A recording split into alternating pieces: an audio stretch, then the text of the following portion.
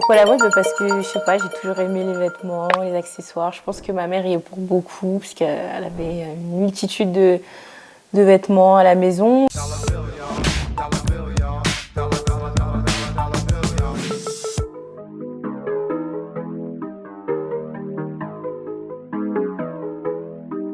Salut, c'est Cynthia Norandi pour Upendo.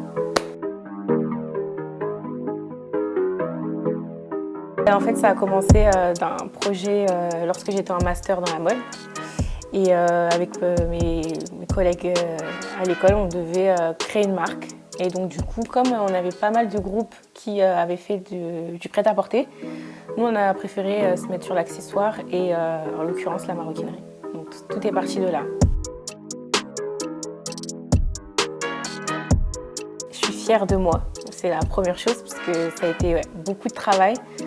Que ce soit le site internet, c'est moi qui l'ai fait, que ce soit gérer les réseaux sociaux, donc tout ce qui est médias, com, marketing, après tout l'administratif aussi, c'est moi qui l'ai fait, plus le fond même du projet, donc le style, voilà, développer les produits, contacter les bons professionnels, les bons artisans, et arriver à passer d'une idée qu'on a dans la tête à quelque chose de réel. Il n'y a rien de plus gratifiant quand on voit le produit fini.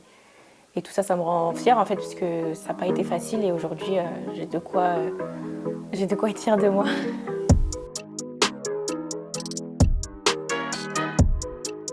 Je trouvais que ça sonnait bien, Cynthia Norandi. Et pendant un moment, j'ai cherché, je me suis dit qu'est-ce que je pourrais mettre, parce que je voulais quand même que ce soit assez personnel. Mais il n'y a rien qui me venait forcément à l'esprit. Et comme en plus, je ne voulais pas me contenter d'un nom qui pourrait faire penser que à de la maroquinerie, parce que je sais que plus tard, j'aimerais évoluer et faire d'autres choses. Donc je me suis dit, autant que ce soit mon nom. Voilà, la consonance allait bien et puis il n'y a rien de plus personnel que de mettre sa propre empreinte, comme plein de grandes maisons le font.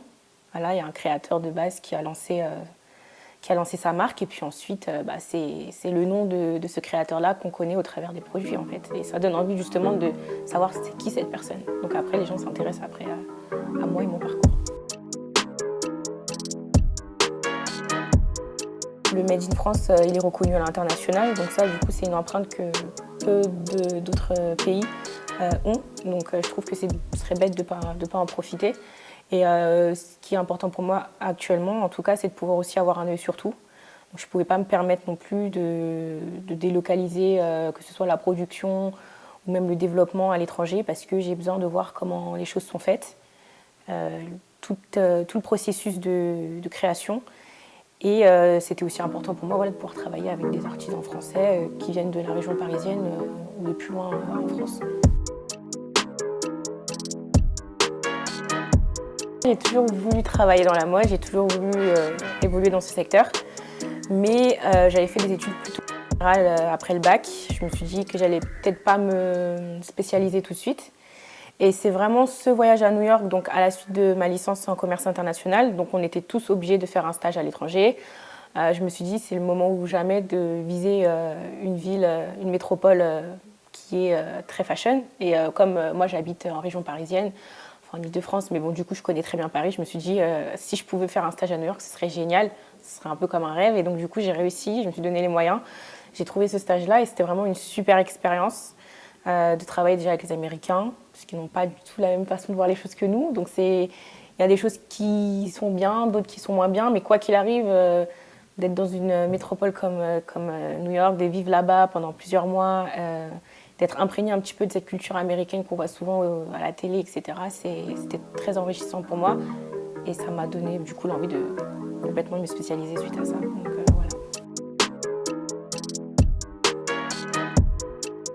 Pourquoi la mode? Parce que, je sais pas, j'ai toujours aimé les vêtements, les accessoires. Je pense que ma mère y est pour beaucoup, puisqu'elle avait une multitude de vêtements à la maison. Donc du coup, quand on est petite, on essaye les vêtements des mamans, en tout cas pour les petites filles. Et en fait, au-delà même d'aimer ça en termes de loisirs, en termes de plaisir, donc de s'acheter des vêtements, voilà, etc., de faire du shopping, c'était vraiment quelque chose, un secteur, un milieu qui m'a toujours fascinée quand je voyais ce que les créateurs étaient capables de faire. Et encore plus maintenant, en 2020, on peut voir toutes les évolutions, toutes les innovations qu'il y a eu dans ce secteur. Et je sais pas, je me suis toujours dit que j'avais un jour envie de créer ma propre marque. Alors j'ai pas voulu faire ça depuis toute petite, mais on va dire à partir du moment où j'ai commencé à entrer au lycée et que j'ai commencé à réfléchir à où est-ce que tu as envie de travailler plus tard, quel est le secteur qui te donne vraiment envie, bah, c'était celui-là, donc voilà. Ma première expérience dans la mode de manière professionnelle, c'est de la vente.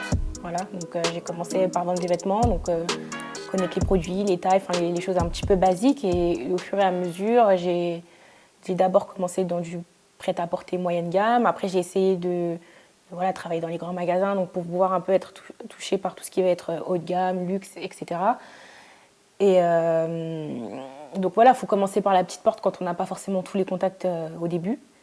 Et au fur et à mesure, les gens se souviennent de toi, et puis après, ils te rappellent, et puis tu mets dans ton CV, et puis après, on te fait confiance, etc. Il faut pas lâcher, et puis même si c'est fermé, il y a toujours moyen de faire quelque chose et de réussir à s'en sortir. Mais c'est vrai que c'est pas évident. Alors la suite, on va dire en tout de suite, c'est déjà, je suis en train de travailler du coup sur un autre modèle, donc j'espère sortir début 2021. Sur lequel j'ai bien avancé. Donc, continuer déjà dans la maroquinerie parce que c'est un petit peu l'ADN de la marque. Après, les rêves, c'est de pouvoir être encore plus connu, de pouvoir toucher encore plus de monde, de pouvoir avoir des personnes quand même influentes dans la mode qui apprécient mon travail et qui, du coup, n'hésitent pas à le promouvoir. Et puis, un jour, j'espère pouvoir complètement développer la collection sur du prêt-à-porter, sur de la chaussure. Ça fait partie des rêves. Donc, j'aimerais bien, d'ici quelques années, pouvoir avoir quelque chose de complet dans la mode et pas que dans la maroquinerie, même si pour l'instant je reste sur cette ligne.